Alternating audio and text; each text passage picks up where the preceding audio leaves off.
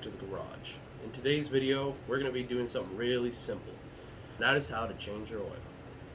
Today, we're using multiple books, Chilton and Hayes, and we'll be running through on how to change an oil on an 89 Jeep Cherokee XJ with the inline 6 4.0. So, here we go. So the first thing you're going to want to do is you're going to want to go through your owner's manual or service manual to find the correct oil and amount your vehicle takes. In this case, we're using a Haynes repair manual. You can find the information you need under the maintenance and tune-up section. When opening your manual, it's always good to read what this manual is about and the usage of the manual. Now this book here gives you all kinds of information on engine and transmission as well as transfer case and running gear systems. But what we're interested in is Chapter 1, Tune-Up and Routine Maintenance. In the chapter, you'll be able to find capacities. And they have capacities for just about everything on here. But what we're concerned about is the inline 6-cylinder engine, and it takes about 6 quarts. The oil that I'm using is Castrol GTX High Mileage 10W40.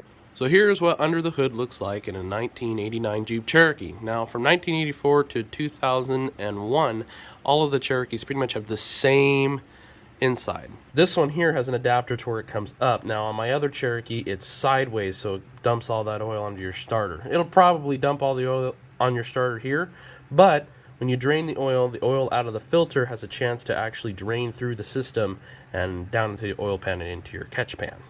Under the vehicle now, on the oil pan, you'll see the oil drain plug. Now on this vehicle, we can also see that there's a leak. We'll have to clean that off and start it and see where the leak is coming from. For this service, we'll be using a 14mm and a filter wrench set. Now these are just two different oil filter wrench sets. This one's more of an older version, would be a rope and a stick wrapped through, and it essentially, when you go to turn it, it squeezes the oil filter, whereas these right here go over the top of it and twist it off. Both work great and both have their own applications. Now for using a clean oil catch pan, we're ready to drain the oil. Using a 14mm socket, you can break this loose.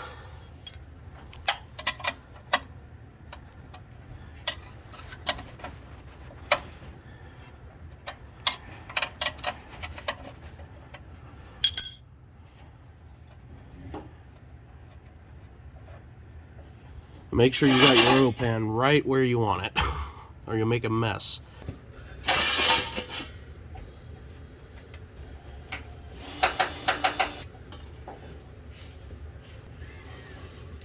What you want to look for is anything silver or any chunks coming out, which is why we use a clean oil pan.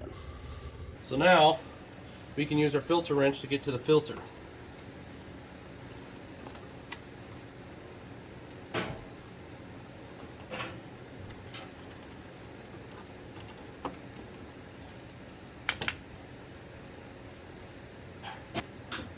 You want to make sure you get this nice and greased around here, and so I'm just going to put a little bit on there if I can get this thing to work.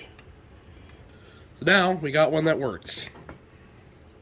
So all we got to do is get a little bit on there, not a lot.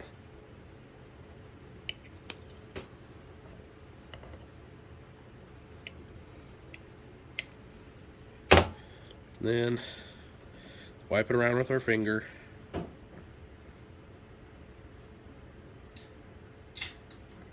Try to clean up what I got on the inside.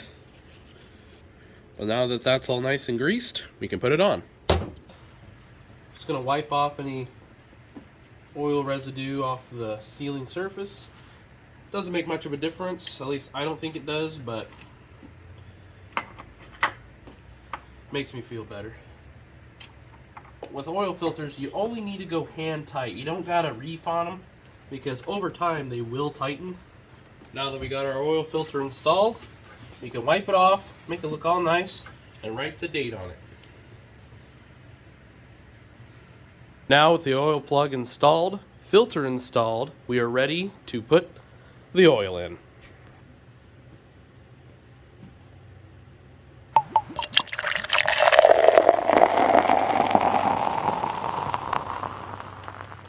With 5 quarts of oil in, we're going to go ahead and give her a check.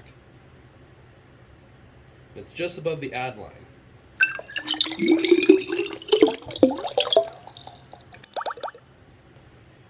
So giving time for that to drain, we can look at the stick again. Now the oil reads right at the full line.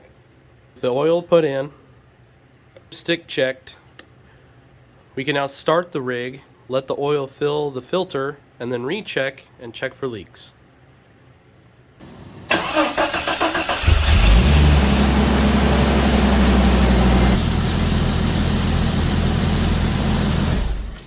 Thank you for watching this video.